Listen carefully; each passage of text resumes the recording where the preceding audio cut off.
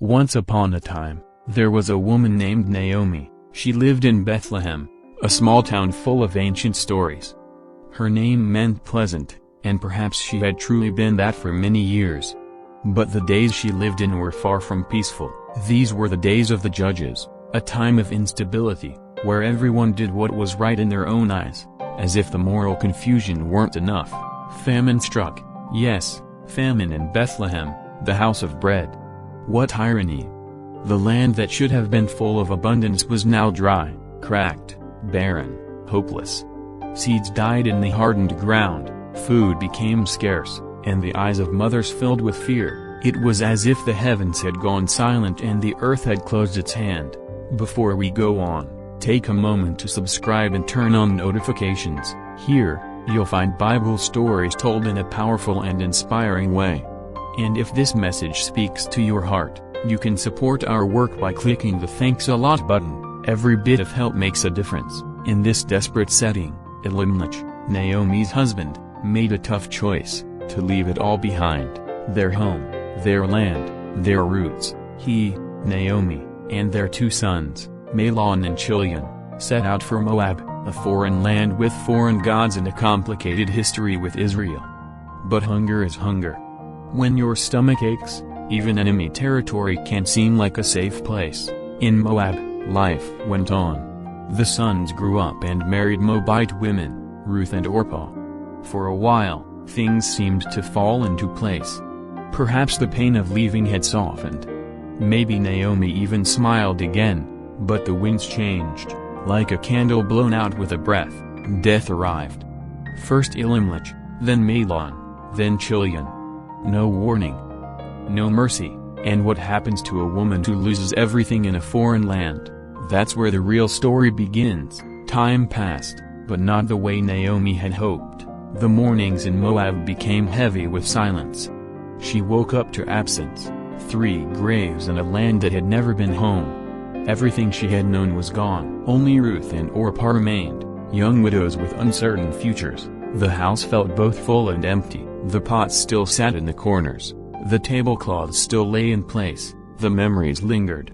But everything now felt heavy. The laughter that once filled the air had become echoes. What Naomi felt wasn't just sorrow, it was a kind of pain that bore her own name. Then, one day, a piece of news arrived. A whisper in the wind. The Lord had visited the people of Judah. There was bread again in Bethlehem. Yes, bread had returned to the house of bread. The cracked land was bearing fruit again. Something sparked inside Naomi. It was small, almost invisible, but it was hope. She stood up and said to her daughters-in-law, "I'm going back to my land." And without hesitation, Ruth and Orpah replied, "We'll go with you." 3 widows. 3 destinies. They walked side by side, carrying grief, memories, and a thin thread of hope. The road was hot and dusty, until Naomi stopped, turned to them, and said, "Go back. Return to your mother's homes." The words stung. "No," they both said, "we'll go with you to the end." But Naomi insisted, "My daughters, I have nothing left to offer. I am empty. Life has taken everything from me. You can still begin again." Orpah hesitated. She cried. She kissed Naomi one last time and turned back, but Ruth stayed. She planted her feet firmly, looked Naomi in the eyes, and declared, "Don't urge me to leave you. Where you go, I will go. Where you live, I will live. Your people will be my people. Your God will be my God." Time seemed to stand still. Those words shattered the silence and ignited something in Naomi, loyalty, faith. She said nothing. She simply accepted. And so, 2 women, one older and broken, the other young and steadfast, kept walking to Bethlehem. But Bethlehem was no longer the same, and neither was Naomi. When they arrived, a buzz filled the city. "Is that Naomi? Could it be?" The neighbors whispered, but she left no room for doubt. "Don't call me Naomi anymore. Call me Mara, for the Almighty has made me bitter." She had left full. Now she returned with nothing, except a foreigner loyal to her side. It was the beginning of the barley harvest. The fields were alive. But Naomi and Ruth had nothing. No land, no food, just courage. So Ruth came up with an idea. She asked Naomi's permission to gather leftover grain behind the harvesters, what was allowed for the poor and the foreign. And she was both. She arrived in a field where workers were reaping barley. She bent down to gather what was left behind, head low, hands quick. The owner of the field? Boaz, a respected man, relative of Elimelech. Boaz noticed her and asked, "Who is that woman?" They answered, "She's the Moabite who came back with Naomi." Boaz was moved. He spoke to Ruth, "Stay in this field. No one will harm you. Eat and drink with my workers." Ruth, surprised, asked, "Why such kindness to me?" And Boaz replied, "I've heard what you've done for Naomi. May the Lord reward you." Ruth returned home with her arms full and her heart racing. When she mentioned Boaz's name, Naomi's eyes lit up. Amid memories and grain, a plan was born.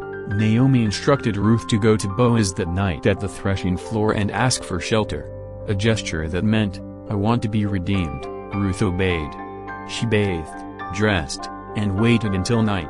When Boaz lay down, Ruth quietly approached and lay at his feet. He woke up startled. "Who are you?"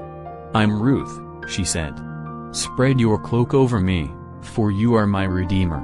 Boaz made a promise, "If the other relative won't, I will redeem you." The next morning, Boaz acted. He met with the elders and the closest relative, who refused the right of redemption. Before everyone, Boaz declared, "Today I take Ruth as my wife." The city rejoiced. Blessings were spoken. And Naomi, once empty, now held a new life in her arms. Little Obed. He grew up hearing his grandmother's stories, of famine, grief, faith, and new beginnings. Obed became the father of Jesse. Jesse became the father of David. And David would one day lead to the one who changed everything, Jesus. It all began with Naomi, an ordinary woman, with real pain, deep loss, and quiet courage that changed generations. If the story touched your heart, like the video, share it with someone who needs hope, and subscribe so you don't miss more powerful stories from God's Word, because Naomi's journey shows us, even when everything seems